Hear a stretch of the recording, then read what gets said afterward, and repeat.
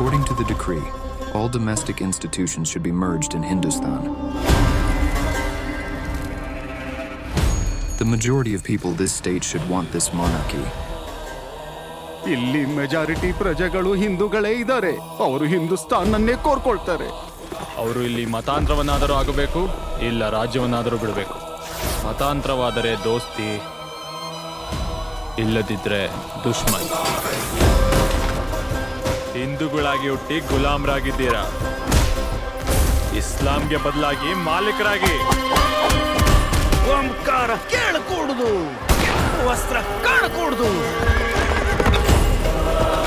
ಇದು ಮಾತಷ್ಟೇ ಅಲ್ಲ, ನಿಜಾಮ್ ಆದೇಶ.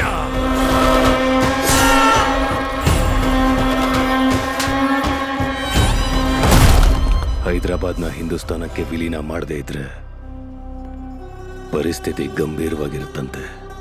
ಸರ್ದಾರ್ ಪಟೇಲ್ ಅವರಿಂದ ಪತ್ರ ಬಂದಿದೆ. ಹೈದರಾಬಾದ್ ಅಖಂಡ ಭಾರತಕ್ಕೆ ಹೃದಯದಂತಿದೆ.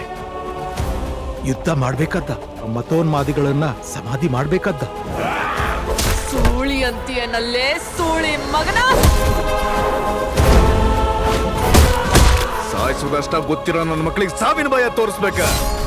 ಇಷ್ಟೊಂದು ಧೈರ್ಯ ಎಲ್ಲಿಂದ ಬಂತು ಈ ಕಾಫಿರರಿಗೆ?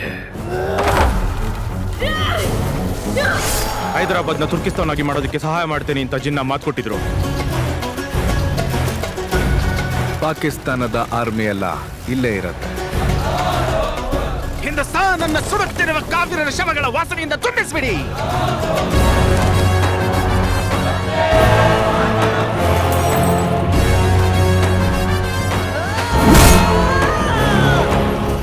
ಹೈದರಾಬಾದನ್ನ ನಾನು ಮತ್ತೊಂದು ಕಾಶ್ಮೀರ ಆಗೋದಕ್ಕೆ ಬಿಡೋದಿಲ್ಲ.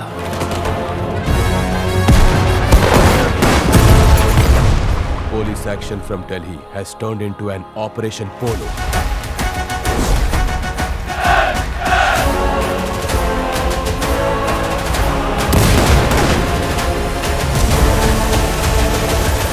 ಚರ್ಚೆಗಳಿಲ್ಲ, ಸಂಧಾನನೂ ಇಲ್ಲ, ಯುದ್ಧ ನಡಿಬೇಕಾದದ್ದೇ.